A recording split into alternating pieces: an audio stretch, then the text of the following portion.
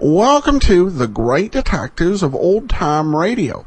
From Boise, Idaho, this is your host, Adam Graham. If you have a comment, email it to me. box13@greatdetectives.net. Follow us on Twitter at Radio Detectives, and become one of our friends on Facebook. Facebook.com/Radio Detectives. Well, before we do get started, we do want to let you know about our listener support campaign, our twice annual campaign to help support the show, and I want to appreciate everybody who has given so far, including Dave, who sent along a donation. We'll be sending along access to our premium site, which we do with all donations of $7 or more. In addition, during our listener support campaign, all donations of $20 or more will receive an extra special thank you gift. At the $20 level, we will send everyone a free copy of All I Needed to Know, I Learned from Columbo, the digital book at no cost to them. In addition, we'll send one other item. At the $20 level, we have the great Colonial Radio Theater Perry Mason dramas, including the first 5 Perry Mason books by Earl Stanley Gardner. You can choose any one of the 5 that they have produced.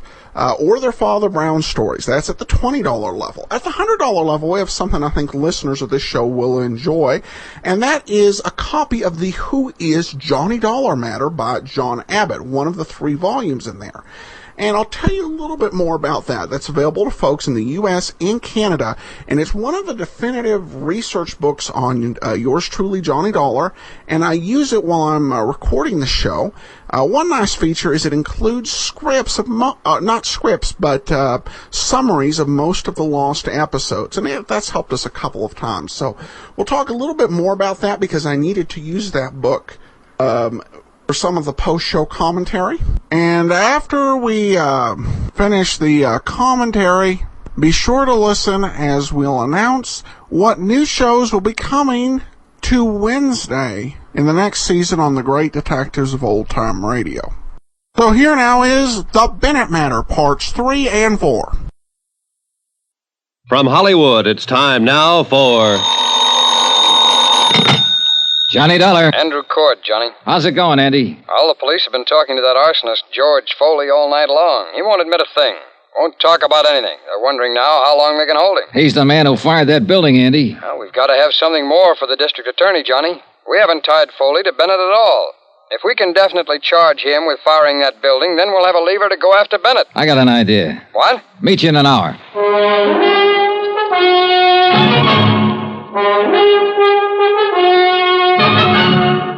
Tonight and every weekday night, Bob Bailey in the transcribed adventures of the man with the action-packed expense account, America's fabulous freelance insurance investigator. Yours truly, Johnny Dollar.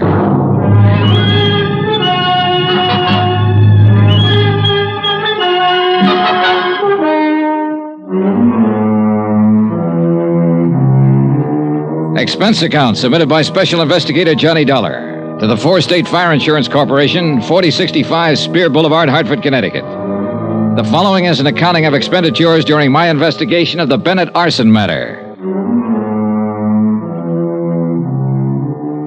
Expense account item 6, $1, 2 drinks. Andrew Cord and myself in Cookie's Place, a half a block from San Francisco's Hall of Justice. Andy's a good insurance man, thorough.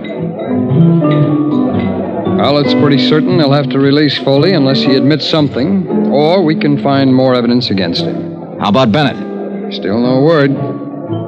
Johnny, you can see what we're up against. Yeah. Want one? No, thanks, Johnny. Let's pull on.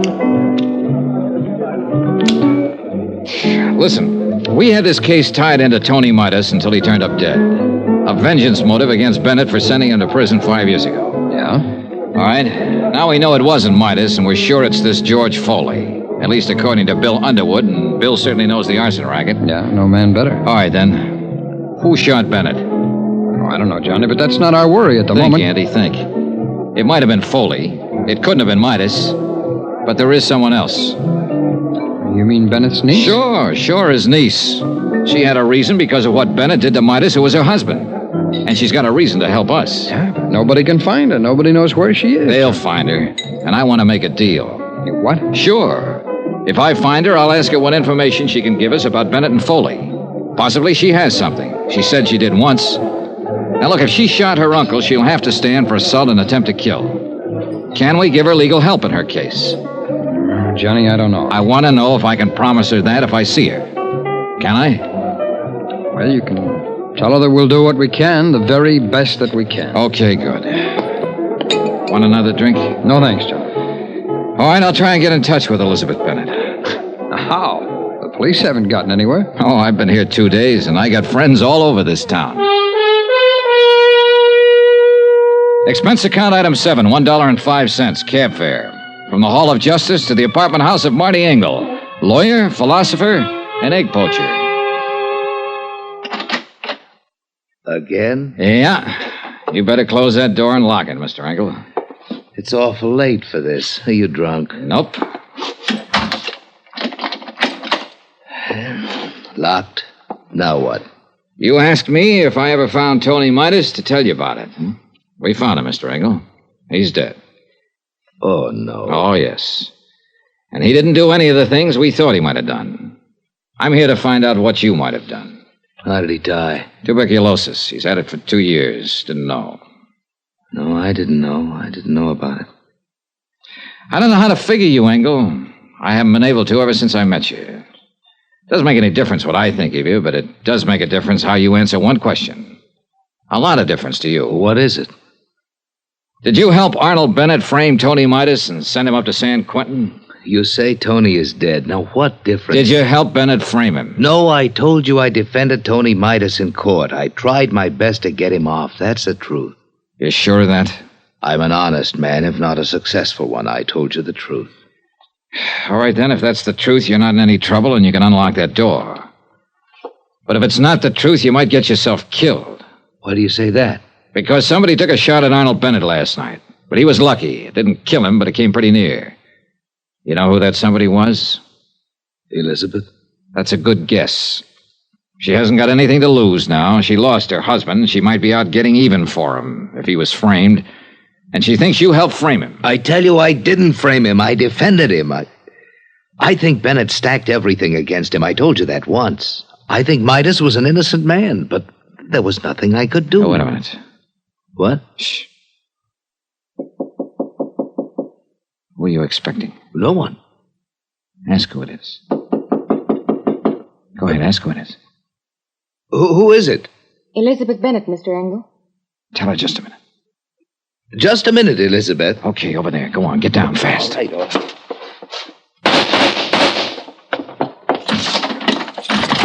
No, you don't! Engel, call the police. Hold it, Elizabeth, hold it up.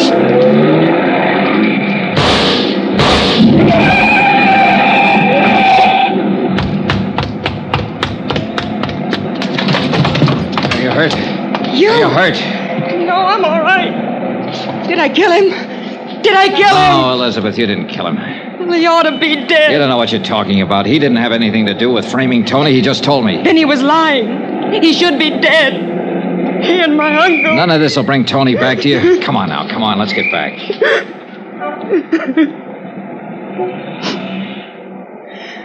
How many tramps have you met in your life, Mr. Dollar? A few. Come on. When you met my Uncle Arnold, you met a real one. He stole money from himself and made it look like Tony did it. And that one in there helped him. Why didn't you let me kill him? You're wrong about Engel. He didn't help your uncle. He tried to help Tony, honestly. Well, then I'm glad I didn't kill him. How's my uncle? He's getting better. Will he go to prison? We have to prove he hired somebody to fire the office building. He hired George Foley. I know that. Would you swear to Yes. it? Can you? Yes. He blamed it on Tony. When I went over to see Tony last month in the prison hospital, he was dying. Oh, I knew it. He had that look in his eyes. Helpless. And he knew what my uncle had done to him, and he couldn't do anything about it. But you figured you could. You shot your uncle when you found out Tony was dead. And you came here to kill Engel. I thought he helped Uncle Arnold send Tony to prison. I thought he helped kill Tony. They did kill him, when they sent him to prison. They killed him as surely as if they'd shot him down. 5 years I waited for Tony to get out of that awful place. I waited to hold him in my arms and tell him it was all over. 5 years I waited to help him forget his hate and my hate. Loving him so much every day that...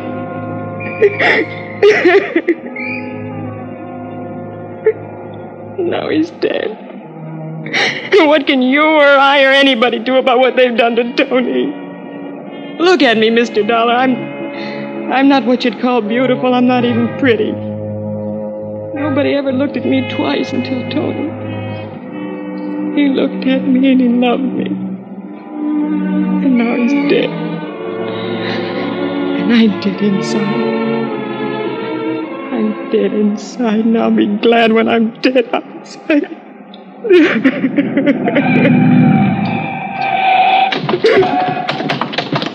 Shooting in this neighborhood? Wait a minute, officer. What's that? No one's hurt. Come on, Elizabeth.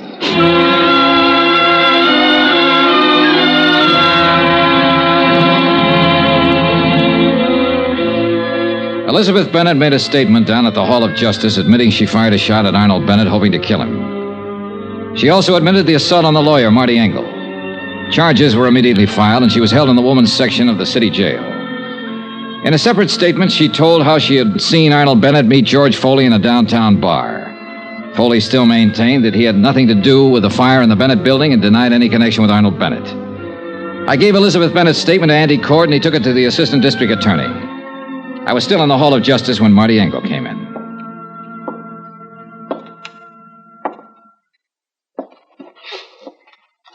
Dollar? Oh, hello, Mr. Engel. How is Elizabeth? They're holding her. I'm not going to press any charges. Well, that's pretty decent of you, Mr. Engel. She's a pretty unhappy girl. I'd like to help her. Her uncle will probably press charges against her. I'd like to defend her. What? She needs a lawyer. I didn't do very well for her husband. Maybe I can do better for her. I hope so. Funny world, isn't it?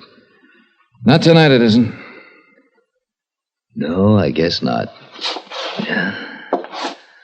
Well, I'll see you, Mr. Dollar. Right. Johnny? Oh, Andy, hi. Well, kid, you ought to pat yourself on the back. They're going to go ahead against George Foley for the arson job. Enough for them now, huh? That's a pretty good case against him, whether he opens up and talks or not. A statement from him would still be better. Always. But he's been around, Johnny. He hasn't given anybody the time of day yet. Yeah. Oh, about Elizabeth Bennett. I can arrange counsel for her. She's already got a lawyer, Andy. Okay, then we'll pay his fee. He doesn't want any fee. What's the matter, kid? Boy, maybe all this has been a little too much. Hey, what time is it? 10:15. There's a plane out at midnight. If you don't need me anymore, I think I'll be getting back to Hartford. Sure, Johnny. Sure, I'll look after things here.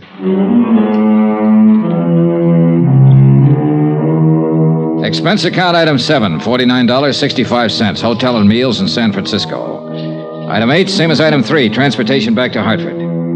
I caught the midnight plane and was in Hartford at 2 o'clock the next afternoon. I went directly to my apartment and went to bed. I was awakened the following morning about 7 o'clock. What the...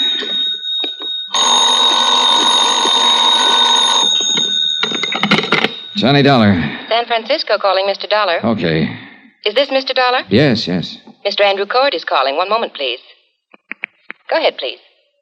Johnny, Hi. can you come back to San Francisco right away? Should I... Well, I just got home. We need you again. Jake Eggleston is going to defend Foley in court. Eggleston. He's already got him out on a writ. What? This case is worth $500,000 to us, Johnny. If anything happens that Foley gets off, we won't have a chance to get Bennett. You sound scared. I am. Somehow, Bennett's holding the best cards again. We got a good case against Foley. Once that's settled, we can get Bennett. I want to make sure. Okay, I'll get the first plane. Thanks, Johnny. Even as I hung up the phone, I was thinking of Marty Engel's words. You'll never get Arnold Bennett. He's too good for you, Dollar. Too good for your insurance company, your fire investigators, everybody. No stronger man ever lived, he said. And somebody had to prove Engel was wrong.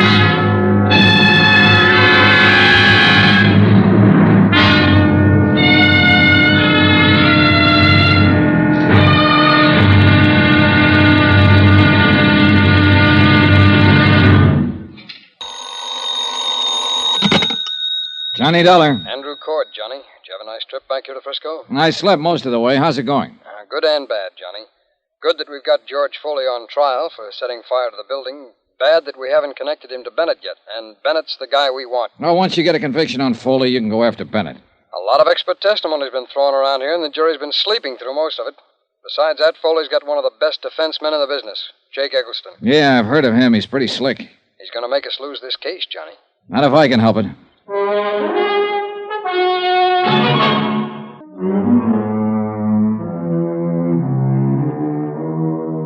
Expense account submitted by Special Investigator Johnny Dollar to the Fourth State Fire Insurance Corporation, 4065 Spear Boulevard, Hartford, Connecticut. The following is an accounting of expenditures during my investigation of the Bennett matter. Expense account item 9, $124. Air transportation, Hartford back to San Francisco again. And the Bennett case, which I thought was finished with. I was at the Hall of Justice by 9:30. I met Andrew Cord outside of the Superior Court. This may be the last day of the trial, Johnny. Anything new since I talked to you on the phone, Andy? Well, I may be worrying for nothing, since Finley's handled it all pretty well for the state. He's one of the assistant DAs, but Foley's still holding on to a not guilty plea. Well, isn't that just coaching? Well, maybe. But you remember Foley didn't make any statement when we took him, and the police got nothing out of him at all.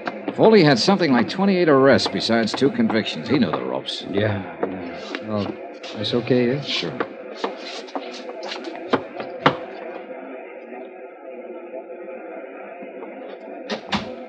Oh, just in time. Yeah, seems to be the clerk now. Yeah. Court is now in session. His Honor, Judge William J. Bainbridge presiding. Everybody stand.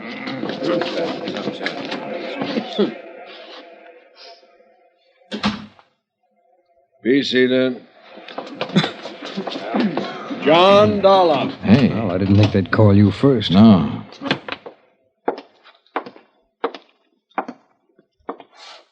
Raise your right hand. You solemnly swear the testimony you're about to give is the truth, the whole truth, and nothing but the truth, so help you God? I do. Be seated. As you know, I'm Charles Finley with the District Attorney's Office. State your name, please. Johnny Dollar. State your occupation, please.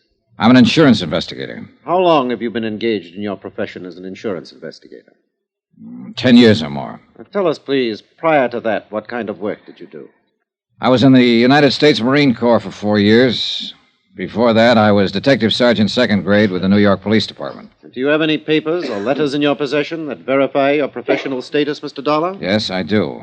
I have letters of reliability from 13 insurance companies and adjustment bureaus I've been associated with, and my record as police officer. Thank you.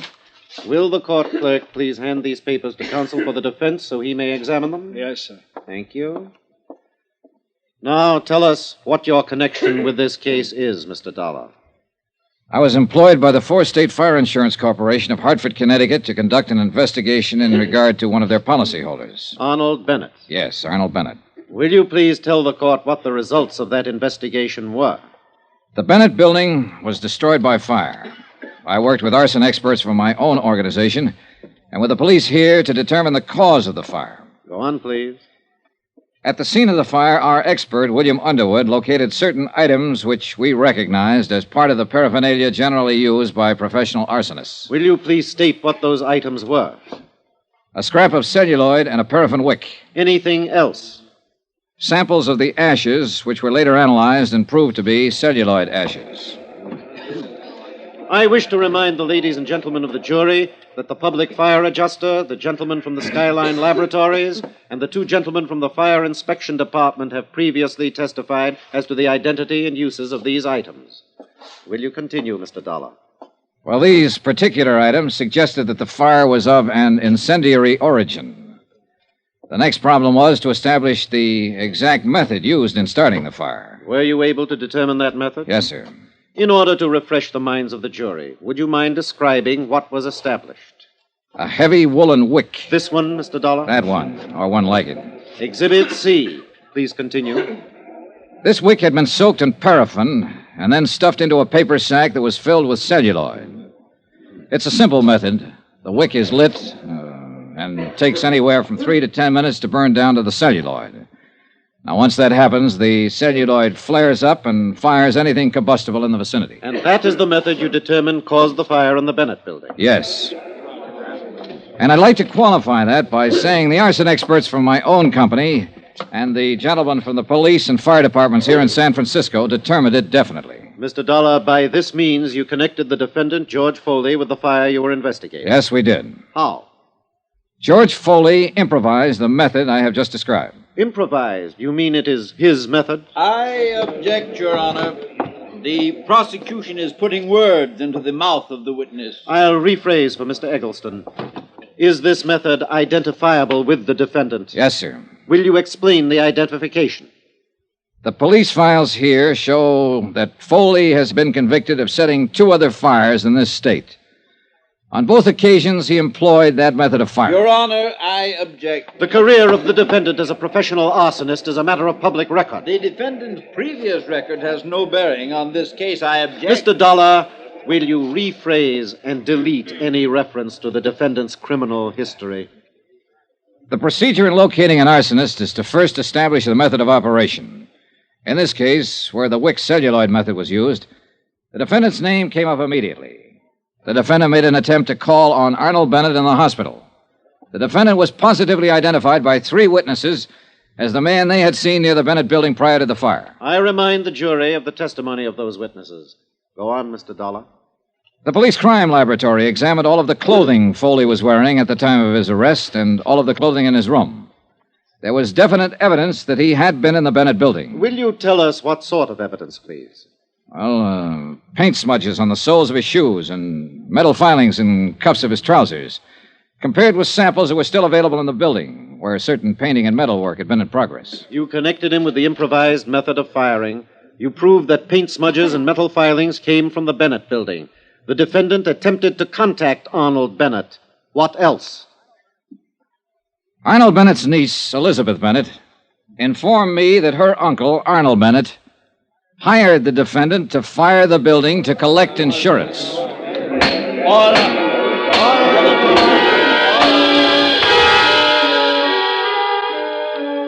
I was on the stand all the rest of the morning. When Finley ended his questioning, he turned me over to defense counsel Eggleston. Eggleston contested every bit of established testimony and recommended that my remarks be stricken from the trial records. The summations came right after that, and then the case went to the jury. Expense account item 10, $3, lunch for Andrew Cord and myself. Foley has to be convicted or we'll be on the defense when Bennett's insurance claim comes to court. And we'll probably get stuck with it. Hey, while the jury's out, why don't I go over to the jail and talk with Foley? Now, what good would that do, John? Well, Foley must know they'll give him the works if he admits something He'll to us. admit nothing. He sits there in court like they were talking about someone else. Oh, Johnny, it's too late. Yeah, but if he did, you could go ahead and file criminal charges against Bennett. Beat him to the punch. Well, I'd like that. Oh, we get Foley and we've beaten Bennett, and I like that. The job of getting to a prisoner who's standing trial isn't an easy one, especially when he's under the surveillance of a smart defense attorney like Eggleston. I talked to Judge Brainbridge in his chambers and told him what I had in mind. I broke down the case against Foley as the insurance company saw it, and the possible case against Arnold Bennett if Foley was found guilty. Judge Brainbridge arranged for me to see Foley. He was sitting on his cot. Eggleston was standing nearby. Hello, Dollar. Hello, Eggleston. Hi, what do you want? Well, I thought we ought to talk about this thing while there's still time. If it's okay with you, Mr. Eggleston. It's okay with me, Dollar. I'll be right here. Still time for what? To get your point of a break, Foley? Oh, that's a real good one, that is. You sit on a witness chair all morning, you tell them what a bad boy I am, then you walk in here and tell them you want to give me a break. I do. Go away. Now, wait a minute, George. It won't hurt to listen to him. Oh, you're a great one, you. I'm the guy who's sitting in this cell. Both of you can walk out of here and have a good steak for dinner tonight. All right, George. Listen to him. This isn't a courtroom. When you were first hauled in, Foley, you could have made a statement telling us Bennett hired you to fire that building, waived a jury trial, and thrown yourself on the mercy of the court. But you didn't do that. You made everybody work hard to give it to you. And that's exactly what they're going to do. That jury will come out pretty soon and throw the book at you. Hey, is that true? I'm not so sure of that, Dollar. Tell us precisely why you're here. You both know my company's after Arnold Bennett. He's filed claim against us for not paying off his fire policy. Foley, we know he hired you to fire that building. Yeah? And if you're smart, you'll send for the guard and make a request for the court to come back in session before the jury returns. You can tell them Bennett hired you. You can change your plea to guilty and throw yourself on the mercy of the court. It'll probably save you 5 years on your sentence. And so I turn hero and make everything nice for you to go after Bennett. If you do that, his claim will be thrown out by the insurance commission and we'll prefer charges against him. And he'd be right up there with me, huh? Making little ones out of big ones. That's right. You're overstepping your province here, Dollar. Oh, now, look, there isn't much time. Dollar, Foley, I think this you'd man better can advise you to wait until the jury comes in, and that won't be very long. But then it'll be too late for you to help yourself. I don't like this high-pressure stuff. I don't care what you like or dislike, Mr. Eggleston. Now, listen, Foley. They've got an 8-point case against you in there. Is he right, Eggleston? It doesn't make any difference. The jury You decides. say it saved me 5 years on my sentence. Yes. George. What do you think? Up to you, George. I've told you what I think. Ah, swell spot, swell. Well, come on. What is it? I'll risk it. You're crazy. There's a chance those 12 clunkheads will walk out and tell everybody I'm not guilty. Come on, get out. Those last 5 years will be pretty hard ones. Guard. Thank you for the offer just the same, Dollar. You don't use your head much, Foley. If it hadn't been for you, I wouldn't be in here. So don't worry too much about what happens to me. If it weren't for guys like you, I wouldn't be in business. And I'm not worried. Dollar. Yeah? Yeah, I hope they let me loose on this one. For your sake. Don't plan on it.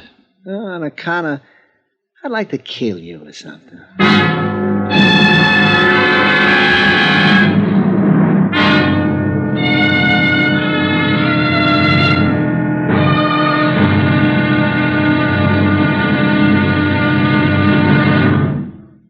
Now, here's our star to tell you about the final intriguing episode of this week's story. Tomorrow, a verdict in and out of a courtroom. The wind-up. Join us, won't you? Yours truly, Johnny Dollar.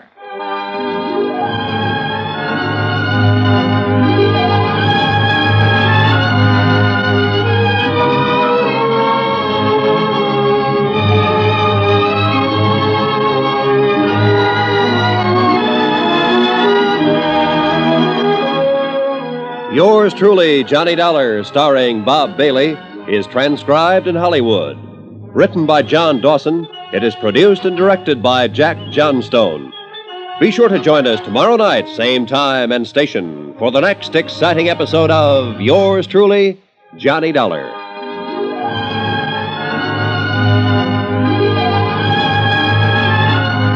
This is Roy Rowan speaking.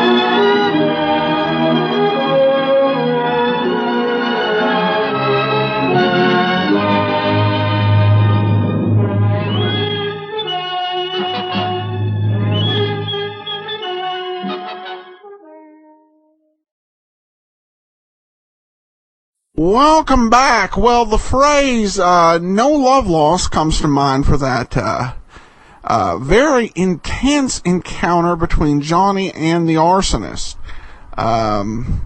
Definitely, I think, a good highlight. I loved I love the overall take of it.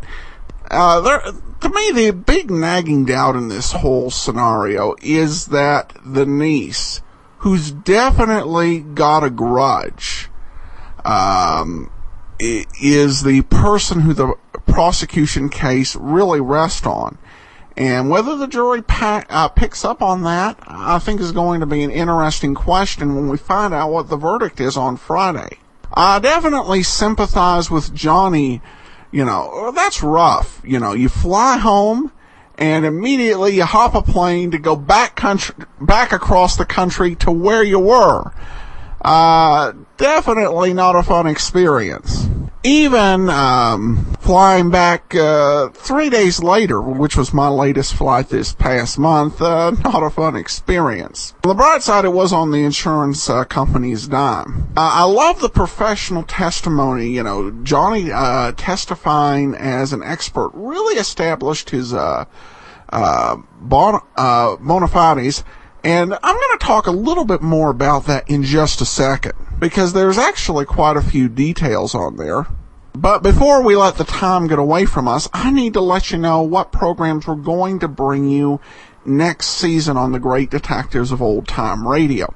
There are two types of programs. First of all, we are going to have one more situation that we will need to address, where there's a missing episode, or in one case, there's a non-part episode. In those cases, we have the Friday episode with 2, and then Wednesday, as we did with the McLean matter, we play a special, or we play another series. So we're going to have a couple specials thrown into the mix here.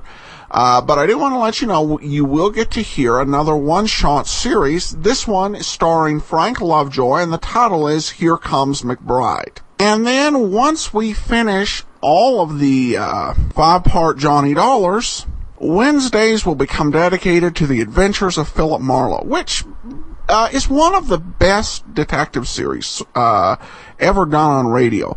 And certainly, I would say the best in the hard-boiled genre. Many would disagree, but that's my personal favorite. Okay. Well, now, on to the testimony. It was somewhat interesting just because it kind of contradicted what we heard back during the Edmund O'Brien years, that Johnny Dollar was a Pinkerton man. That's absent from his bio here. I went and I double-checked in the John Abbott, who is Johnny Dollar matter, and yeah, it was the story that he began his career as a Pinkerton. Since it wasn't mentioned, I guess that's been wiped out. Not surprising in a way. Continuity was not as big a deal. And particularly with Johnny Dollar, which had so many writers, and that was said, 5 or 6 years ago, at this point in the story. And beyond the fact that he served in the Marines, according to Abbott, there's really not any real mention of his military service, other than from a Charles Russell Johnny Dollar episode that Johnny served in the China, Burma, India theater during the war. There's also some suggestions in later episodes that he knows how to fly. That wouldn't necessarily have, and scuba dive wouldn't necessarily have come from the military. I do kind of find it surprising that he is portrayed as a member of the NYPD, because he's been in New York quite a few times, and I'm already referring to his to the Bob Bailey years, and he's never indicated that he's got a people he knows from the old days on the force, which would be somewhat typical, or like a special knowledge of the city.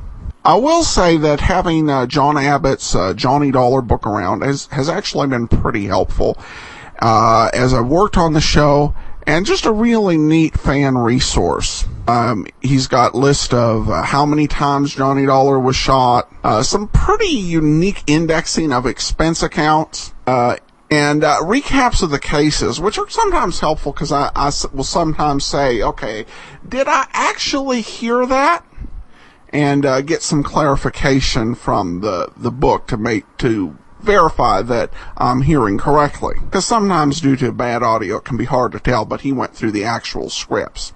So, if you would like to receive a copy as part of the listener support campaign, for a donation of $100 or more as your thank you gift if you're in the USA or Canada, we'll send you your choice of volumes 1, 2, or 3. Volume 1 covers the introduction, a lot of overview of the series, and all of the pre-Bob Bailey episodes that were aired. Volume 2 is the biggest one. That's got all the Bob Bailey episodes in it.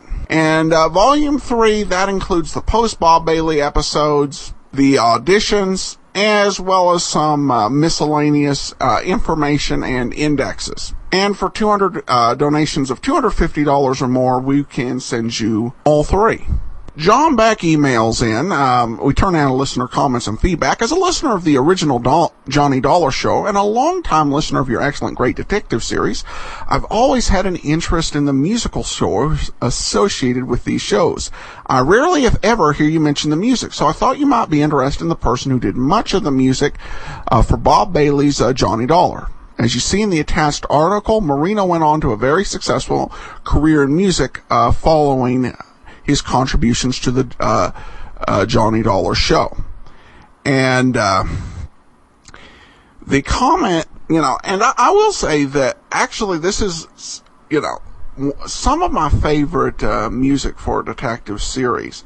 I've heard it so many times, almost take it for granted, but really it is, it's great, exciting music. It's very similar in a way to what was later used on Sea Hunt. And I also heard, I think, the exact opening score used on old episodes of Dick Tracy. And whether that was added in by syndicators or the DVD company, I'm not sure which, but it is definitely very solid music here. The information he had is actually from a blog. It's called What Became of JohnnyDollar.blogspot.com, and just maintains some, whatever little tidbits they can dig up. And the information they came about Amerigo Marino, who was, of course, the inspiration for the name of the Ricardo Amerigo matter. And they point out the only Johnny Dollar, that was the only Johnny Dollar case to explicitly refer to a member of the show's production crew. He was born in 1925 and worked for many years, and is somewhat unique in among the key figures of the show's mid-1950s heyday, while Bob Bailey and Jack Johnstone, for the most part, withdrew from the spotlight after the end of the golden age of radio. Amerigo arguably went on to much bigger things. In 1964, he became music director and conductor of the Alabama Symphony Orchestra, a role he held for 2 decades, during which the ensemble and Marino himself attained national acclaim. So there you go. Very talented person, and a really nice, just a great score, I think, for Johnny Dollar that made this show just really stand out. Though I love this isn't actually my favorite theme. You'll get to hear that, or favorite opening. You'll get to hear that tomorrow. Speaking of that, tomorrow we bring you Nick Carter, where you'll have no new episode announcements. Everything's status quo over there. And then join us back here on Friday as we wrap up the Bennett matter and continue on with Crime for a King. In the meantime, send your comments box13 at greatdetectives.net. Follow us on Twitter at Radio Detectives. And be sure and support the listener support campaign, support.greatdetectives.net. From Boise, Idaho, this is your host, Adam Graham, signing off.